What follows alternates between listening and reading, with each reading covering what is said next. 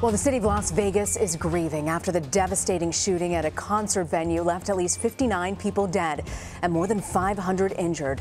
As we mourn the victims of this massacre, people are left wondering why the shooter, Stephen Paddock, opened fire on innocent people just enjoying a night out at a concert. Randy Sutton is a CBS News contributor and former Las Vegas police lieutenant. He joins me now. Randy, have you heard anything from the police and the force there that responded right away?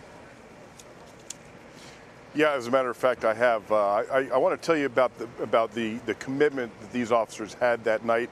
A number of these officers that responded heard about the attack and not even waiting to be called in. They responded from their homes and they joined the forces that went and to take this individual and stop his reign of terror.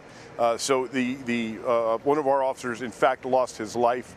Another is still in the hospital with a gunshot wound to the neck. So this is a very personal thing to law enforcement here in the city of Las Vegas. Men and women who came running even before anyone called them to come in. I want to ask you about the shots, Randy. Once they were fired, can you tell us how were police able to actually pinpoint the shooter and locate him? Well, the muzzle flashes from the room were evident. Officers on the ground called in the approximate location. Other officers who saw the muzzle flashes, actually, you can hear from the radio traffic. One of the supervisors put a team together and said, "Let's go, we're going in," which shows you the bravery and the commitment. And they were able to search the areas. They isolated the room. There was, of course, a security officer who was shot through the wall because remember this, these are high-powered weapons. Those thin walls of the hotel only afford cover. It doesn't afford some concealability is about it. They'll go right through these walls, and that's what happened. One of the security officers was shot. The police realized that they couldn't breach the door. They couldn't force the door because of the construction. So they were forced to call SWAT. Now SWAT, of course, was already going to respond to this anyway because of the amount of carnage and what was taking place.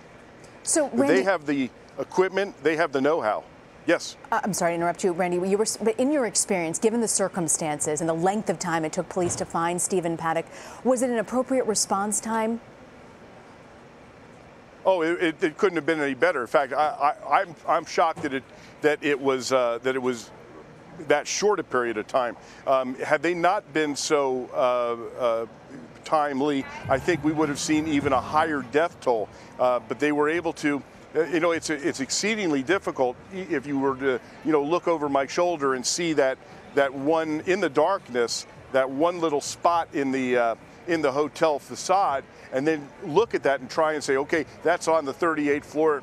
I mean, it's almost impossible. So the police response was timely. It was competent. It showed their dedication and the fact that they put themselves in harm's way in order to end this gunman's reign. Randy, what do you think it was? What made a difference for them, for this law enforcement community, to get in, get him, locate him, isolate him, and end the fire?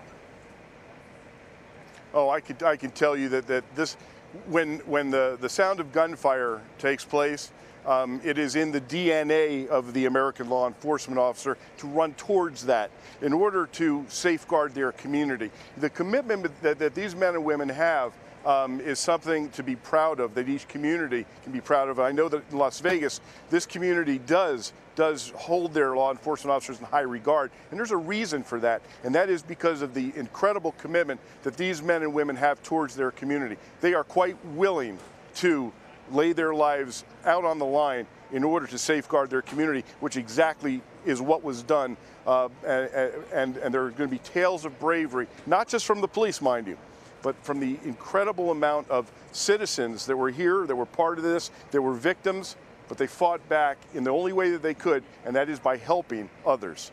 We've heard some of these stories already, Randy. People, adults, putting their bodies over the lives of others to shield them and protect them.